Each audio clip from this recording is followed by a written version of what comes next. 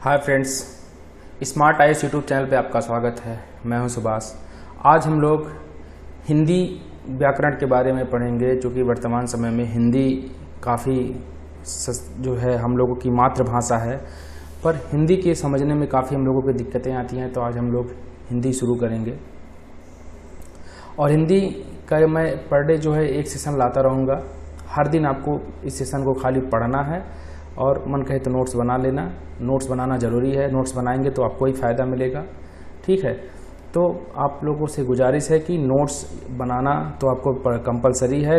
अगर जो सीरियस बच्चे हैं और जिसको नहीं बनाना है तो आप उसको देख के रिवीजन कर सकते हैं। तो आज हम शुरू करेंगे वर्ड रचना। ठीक है, क्या होती है वर्ड रचना?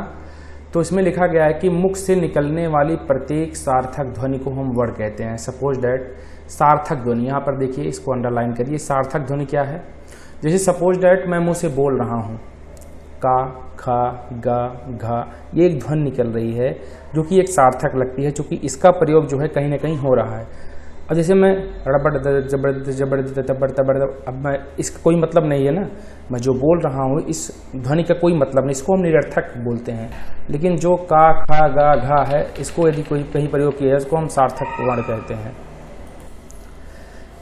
तो आपको ये क्लियर हो गया हो कि सार्थक और निरर्थक क्या होता है। जैसे कि सपोज दैट का, ख, अब इसको मैं जो बोल रहा हूँ ये एक सार्थक है, जबकि रा, ड़ा, जा, गा, अब इसका कोई मतलब नहीं है। जैसे कि अब कोई ये शब्द लिखा जाए, ये शब्द लिखा जाए, ये शब्द लिखा जाए, तो इसका कोई अर्थ ही नहीं निकलेगा, तो इससे हम निरर्थक शब्द ध्वनि कहेंगे।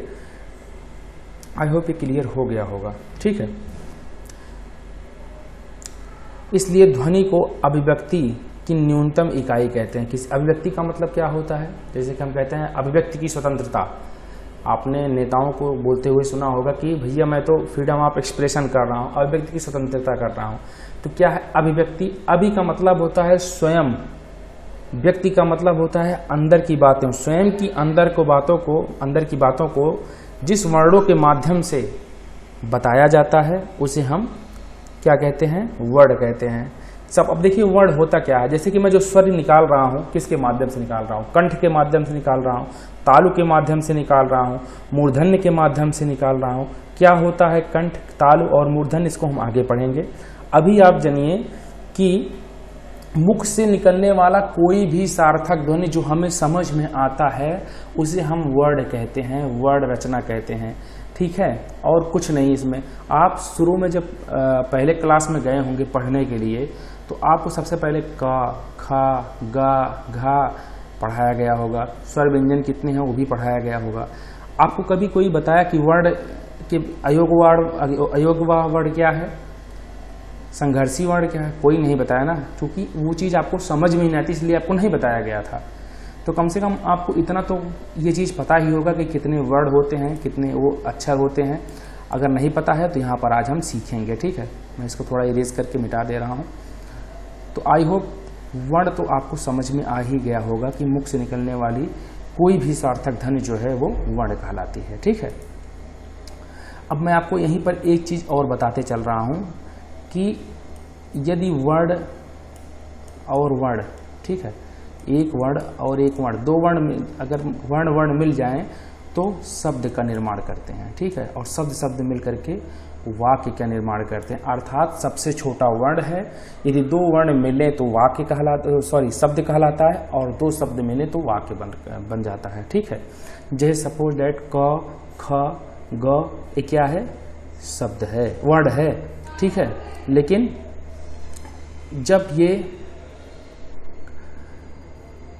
मयंक, कमल, दहल, अब ये जो बना तो ये एक शब्द बन गया। कई वर्णों के संयोग से जब मिले आपस में तो उसको शब्द का निर्माण हो गया। जैसे कि सुभाष, ठीक है, मनोज, ये एक शब्द है, नाम तो है लेकिन ये एक शब्द है, जो कि कई वर्ण, माँ खाली, उसके बाद ना पे ओ के मंत्रा और जा, इसको बोला जाता है ना। आप पढ़े होंगे, छोटे बच्चे जो होते हैं प्राइमरी में तो ये चीज़ तरीके से बोलते हैं। हम लोगों को ऐसे ही पढ़ाया जाता था। तो मनोज जो है एक शब्द है, लेकिन मनोज खाना खाता है, तो मनोज एक शब्द है, खाना एक शब्द है, खाता है एक शब्द है। तो कई शब्दों के संयोग से क्या बना, वाक्य बना। तो मनोज खाना खाता है, ये एक वाक्य है। अब सपोज दैट मैं आपको इसमें दिखा देता हूँ, ये हिंदी में वर्गीकरण, वर्णों का वर्गीकरण, ठीक है। तो हिंदी क्या है, एक शब्द है। मैं क्या है, मैं क्या है, तो मैं एक वर्ण है, ठीक है। और यदि इन तीनों चारों को सबको जोड़ दिया जाए तो क्या होगा, वाक्य होगा, ठीक है। आई होप यहाँ पे आपको मेन क्लियर हो गया होगा कि वर्ण, शब्द और वाक्य क्या होते हैं। मैं इसको आगे डीपली बताऊंगा, लेकिन यहीं पर आप सीखने तो ज़्यादा बेटर है, ठीक है। तो वर्ण आपको क्लियर हो गया। अब इसमें लिखा गया है, हिंदी में वर्णों की मूल संख्या 44 है तथा कुल संख्या 52 है। कैसे होता है मूल संख्या 44 और कुल 52 कैसे होते हैं, आइए हम देखते हैं, ठीक है। हिंदी में वर्णों का यदि वर्गीकरण किया जाए, वर्णों को बांटा जाए, तो वर्ण को 3 प्रकार से बांटा जाता है, ठीक है। उच्चारण के आधार पर वर्णों का वर्गीकरण, वायु संवेग के आधार पर वर्णों का वर्गीकरण और तारत्व के आधार पर वर्णों का वर्गीकरण। मुझे पता है कि जो मैं बोल रहा हूँ ये आपको समझ में नहीं आ रहा होगा कि उच्चारण क्या होता है, वायु संवेग क्या है, तारत्व क्या है। देखिए, जब हम किसी शब्द को बोलते हैं तो क्या क्या इसमें ज़रूरत पड़ती है। सबसे पहले आप श्वास की भी ज़रूरत पड़ती है बोलने के लिए। उसके बाद आपके पास गला होना चाहिए। आदमी गूंगा क्यों होता है, क्योंकि उसके कंठ में कहीं ना कहीं बोलने में दिक्कतें आती हैं। तो कंठ, ताल और मूर्धन्य उसका डिस्टर्बेंस होता है, जिस कारण वो गूंगा हो जाता है। तो कंठ, ताल, कंठ क्या होता है, जो आपकी ठुड्डी निकली होती है उसके नीचे जो है वही कंठ है, अगल बगल वाला रीजन। उसके बाद तालु, आप ऊपर आएंगे, तालु है। उसके बाद आप आएंगे मूर्धन्य, ये आपका जो जीवा है, जीवा के ऊपर वाला जो मुड़ा हुआ रीजन है उसको मूर्धन्य बोलते हैं, ठीक है। ओष्ठ वाला आप जानते ही आगे ही है, मुंह वाला जो है ओष्ठ है। आगे मैं बताऊंगा उसमें चित्र बना करके, लेकिन आप इस मोटी मोटा आप इस चीज़ जान लीजिए। अपने आप को स्वयं सोचिए कि हमारा कंठ कहाँ हो सकता है, तालु कहाँ हो सकता है। तालु जो होता है कंठ के ऊपर वाला रीजन होता है, ठीक है। उसके मूर्धन्य, उसके बाद होता है मूर्धन्य, मूर्धा। उसके बाद कौन सा होता है, दंत। उसके बाद कौन सा होता है, ओष्ठ होता है, ठीक है। आगे हम इसको देखेंगे। तो सबसे पहले उच्चारण क्या है, जैसे कि मैं क, ख, ग, घ, अंग उच्चारण कर रहा हूँ, बोल रहा हूँ। उच्चारण मतलब अपने अंदर की बातों को मैं अभिव्यक्त कर रहा हूँ। तो उच्चारण के आधार पर वर्णों का वर्गीकरण किस प्रकार से है, तो संपूर्ण वर्णों को 2 भागों में उच्चारण के आधार पर बांटा गया है। एक होता है स्वर्ण वर्ण और दूसरा है व्यंजन वर्ण। यहाँ तक तो क्लियर हो गया होगा। अब आपको पूछा जाता है कक्षा 2 से ही कि स्वर भैया किसको कहते हैं। कोई भी व्यक्ति आया और थोड़ा बहुत पढ़ा है, आप छोटे हो, तो आपसे सबसे पहले उस क्वेश्चन पूछेगा, भैया क ख ग घ आता है, सुनाओ। अच्छा, तो आप क ख ग घ थोड़ी बहुत सुना लिए। तो उसके बाद पूछेगा कि ठीक है आप बताओ, मुझसे काफ़ी पूछा गया था इसलिए मुझे याद है।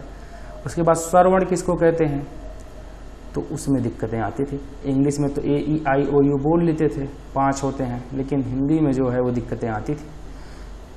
तो उसमें नहीं पता था, हालांकि मुझको उस समय पता था 11 होते हैं, इसलिए क्योंकि मेरी इस मामले को लेकर के काफ़ी पिटाई हुई है, इसलिए मुझे याद है।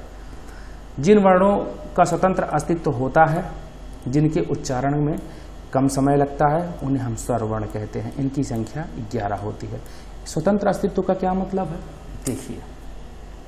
स्वतंत्र अस्तित्व का मतलब यह है कि इनको आप किसी भी वर्ण के साथ इसका प्रयोग कर सकते हैं। सपोज दैट ये जो है का आपको मैं लिख करके दिखा रहा हूँ, ठीक है।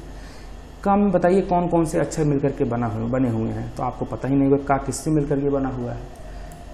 जो पढ़ता है उसको तो पता होगा। देखिए का जो है ये आधा का है। अगर कोई चीज़ ऐसी हलंत लगा कर दी जाती है, इसको हम बोलते हैं आधा का। और धन आ, इससे मिलकर के बना है। अब ये पूरा होता है का, ठीक है। तो ये का क्या है, स्वतंत्र नहीं है, इसलिए ये व्यंजन है।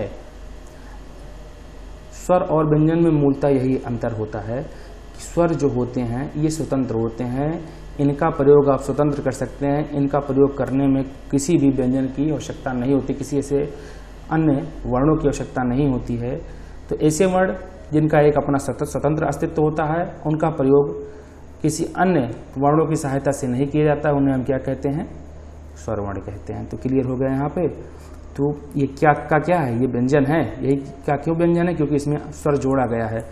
तो वर्ण आपको पूछ सकते हैं कि व्यंजन किसको कहते हैं, तो आप बोलेंगे ऐसे वर्ण जो स्वरों की सहायता से बोले जाते हैं, उन्हें हम क्या कहते हैं, व्यंजन कहते हैं। हालांकि हम व्यंजन में आपको इसको बताएंगे, लेकिन आप लगे हाथ दोनों साइड में ही देख लीजिए तो ज़्यादा ठीक रहता है। तो आई होप ये क्लियर हो गया होगा कि स्वर किसको कहते हैं। स्वरों की संख्या 11 है और स्वर जो होते हैं स्वयं में पूर्ण होते हैं। ठीक है, कोई कहता नहीं है गांव में भैया कोई भी पुरुष जो होता है अपने में पूर्ण नहीं होता है, कोई आदमी होता है अपने में पूर्ण नहीं होता है।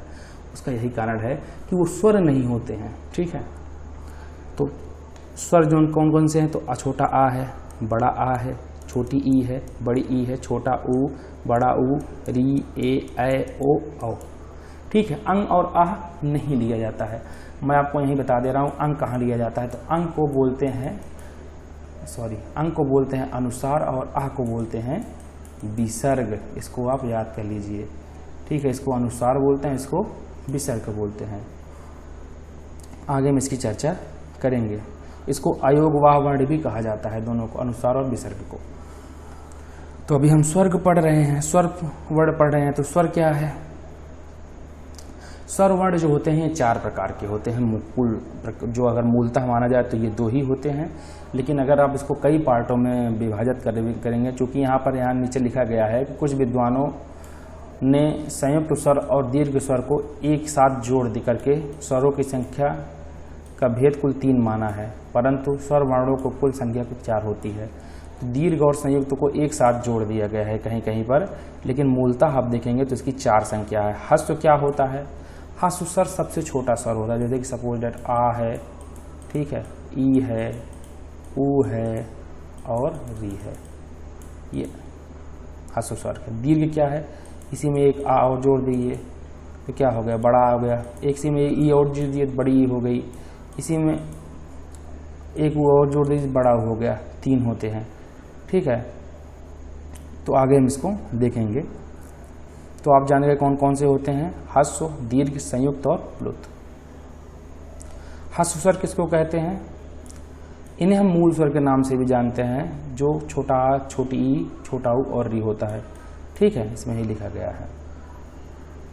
दीर्घ स्वर क्या होता है? जिन वर्णों के उच्चारण में ह्रस्व से 2 गुना समय लगता है उन्हें हम दीर्घ स्वर कहते हैं। ठीक है, इनकी कुल संख्या 3 होती है। तो 4 वो हो गए, 3 ये, 7। 4 मैंने बताया और 3 ये, बड़ा, बड़ी और बड़ा ऊ।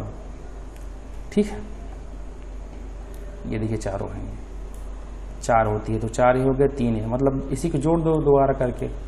री तो एक ही होता है, बड़ा री होता ही नहीं है। अब संयुक्त स्वर कौन कौन से होते हैं? तो जो स्वर वर्णों, इसमें लिखा गया है, हाँ, जो स्वरवर्ण 2 स्वरवर्णों के से मिलकर बनते हैं उन्हें हम क्या कहते हैं? संयुक्त स्वर कहते हैं। तो देखिए इसमें कंफ्यूजन है आपको दीर्घ में और इसमें, इसलिए कुछ विद्वान इसको जो है, मुझे भी देखने में एक बात कंफ्यूजन लगा, तो कुछ विद्वान इसको जो है दीर्घ में ही जोड़ करके करते हैं। ठीक है, तो मे बी ये जो है ये दीर्घ का ही पार्ट है।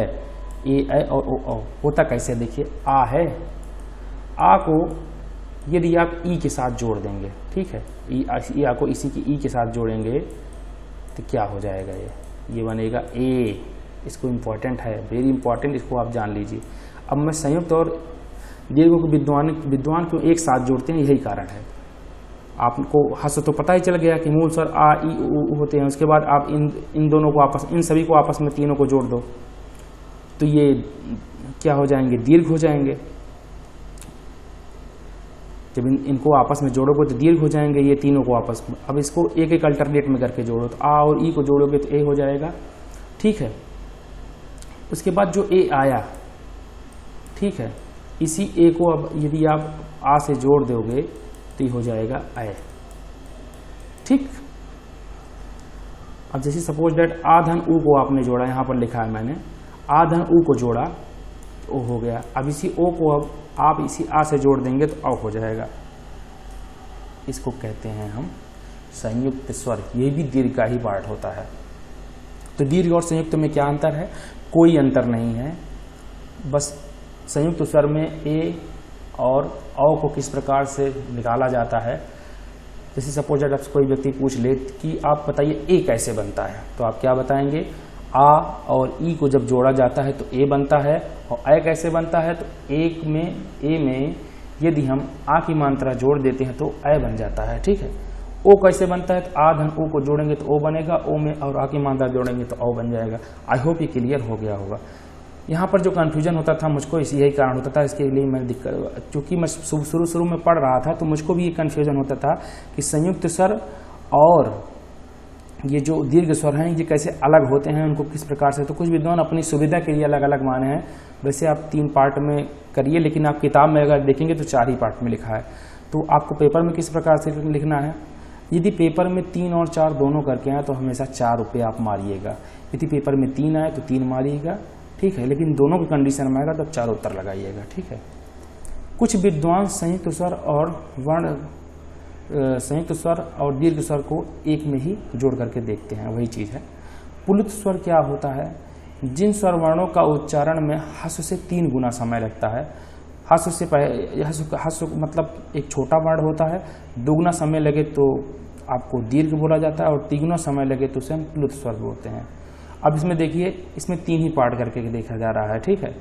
तो जैसे कि ओ, ई, यम, काफ़ी देर तक किसी चीज़ का उच्चारण किया जाता है, ओम, तो इसमें क्या है, प्लुत स्वर आता है, ठीक। क्लियर हो गया कि हस्व से दुगुना समय लगे तो दीर्घ, तिगुना समय लगे तो प्लुत होता है। कुछ विद्वान प्लुत स्वर वर्ण को हिंदी में स्वर वर्णों की संख्या मतलब नहीं मानते हैं, तो स्वर वर्णों की संख्या इसमें जो है, यदि हिंदी में स्वर वर्णों को जोड़ लिया जाता है तो इनकी संख्या जो है 13 मानी जाती है, ठीक है, जिस पे आप मत देखिएगा। और अंग और आह को जोड़ेंगे तो यह संख्या जो होती है 1, 2, 3, 4, 5, 6, 7, 8, 9, 10, 11, 12, 13, 14 मान लिया जाता है। लरी जो ला होता है इसको हम लुंठित बोलते हैं, ठीक है, लुंठित शब्द होता है ला। जीभ जो है घूम करके अनेकों प्रकार की दूसरी प्रकार की आकृति बना रही है, ठीक है। अब उसके बाद हिंदी में मूल स्वरों की संख्या 4 है, जो मैंने आपको बताया था। इन्हीं हम शहीद स्वर कहते हैं या मूल स्वर कहते हैं। तो जो हस्व स्वर होता है मूलतः वही मूल स्वर होता है, ठीक है। अब व्यंजन क्या होते हैं, व्यंजन को हम कल देखेंगे। आज आप स्वर ही देखिए, स्वर को दोहराइए। यदि दिक्कत आती है तो कमेंट लाइन में लिखिए, हम उस पर चर्चा करेंगे, ठीक है। जय हिंद, जय भारत।